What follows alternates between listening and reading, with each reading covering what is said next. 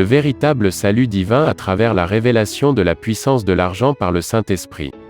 La Bible déclare dans le livre de Actes chapitre 4 au verset 12, « Il n'y a de salut en aucun autre, car il n'y a sous le ciel aucun autre nom qui a été donné parmi les hommes, par lequel nous devions être sauvés. » En réalité, le véritable salut divin a deux composantes, celle spirituelle qui consiste à ce que ton âme soit sauvée et que tu aies accès à la vie éternelle, puis celle physique, qui consiste à ce que tu vives d'abord le paradis sur terre au travers de la puissance de l'argent.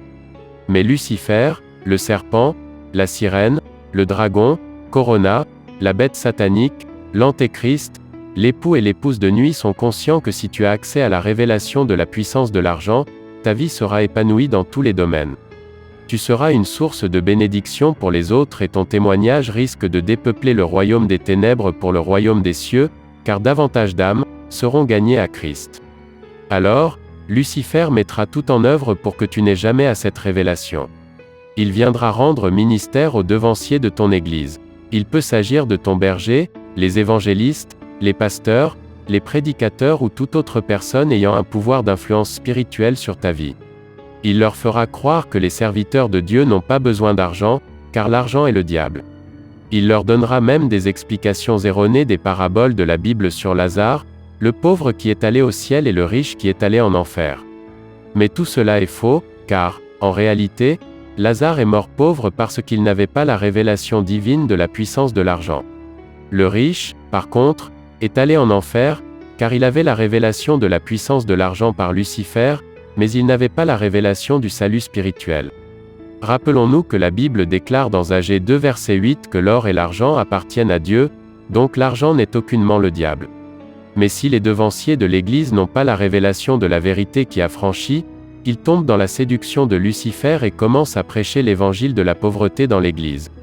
Alors les fidèles qui étaient des hommes d'affaires internationaux, de grands commerçants, de hauts cadres, des personnes immensément bénies en biens matériels et financiers, abandonnent tout ce qu'ils possèdent sous l'influence des enseignements diaboliques qu'ils reçoivent, et ils sombrent dans la pauvreté.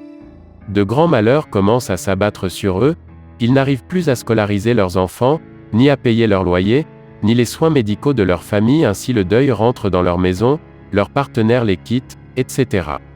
Toute cette situation crée une grande frustration, le chagrin, la colère, les médisances, les diffamations, les accusations, les jugements et les condamnations dans leur cœur. Ils commencent à blasphémer contre Dieu et ils perdent même leur salut spirituel.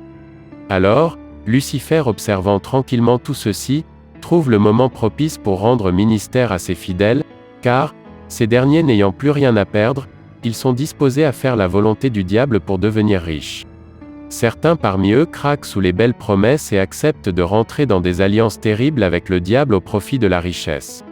Ils sont prêts à faire des sacrifices au cimetière, à offrir des membres de leur famille en sacrifice, à pratiquer l'inceste, la bestialité, ou toute autre chose abominable et contre nature. Alors, ils obtiennent un semblant de bénédiction, mais ils perdent de sommeil, la paix du cœur, la santé et toutes les choses immatérielles qu'ils possédaient quand ils avaient le salut spirituel. Ils n'arrivent même plus à jouir pleinement du semblant de bénédiction que Lucifer leur a accordé. Dans l'apparence, ils semblent posséder des richesses, mais dans le secret, ils sont terriblement tourmentés et ils envient même les frères qui étaient restés fermes dans la foi. Parce que les autres frères sont restés fermes dans la foi, et Dieu étant miséricordieux, il leur accorde la grâce d'avoir la révélation de la puissance divine de l'argent. La richesse divine est donc libérée dans leur vie. Ils sont épanouis financièrement et spirituellement, car la bénédiction de Dieu n'est jamais accompagnée de chagrin. Ils font ce qu'ils veulent avec leur argent, car Lucifer n'a aucune autorité sur leur richesse. Ils financent l'œuvre de Dieu, construisent de belles maisons, achètent de belles voitures, inscrivent leurs enfants dans les écoles prestigieuses, construisent des orphelinats, viennent en aide aux pauvres, etc. Ils se mettent en accord pour prier pour les devanciers de leur Église, ainsi que les frères qui étaient partis de l'Église, afin que Lucifer et ses agents n'aient plus de pouvoir sur leur vie et que la révélation divine de la puissance de l'argent soit également leur partage, au nom puissant de Jésus-Christ de Nazareth. Les anciens fidèles sont donc restaurés par la grâce de Dieu, ils sont également bénis et le témoignage de leur vie radicalement transformée fait que les gens les écoutent et acceptent de venir donner leur vie à Christ. Le monde des ténèbres est davantage dépeuplé au profil du royaume des cieux. Ainsi Lucifer perd tout pouvoir et son œuvre échoue une fois de plus. Je prie qu'il en soit ainsi pour toi, au nom puissant de Jésus-Christ de Nazareth. Amen. Cette vidéo a été présentée par le ministère des Élites pour Christ. Rejoignez-nous sur nos différents réseaux sociaux pour continuer à nous suivre.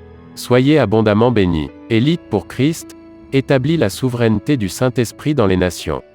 Shalom. Shalom.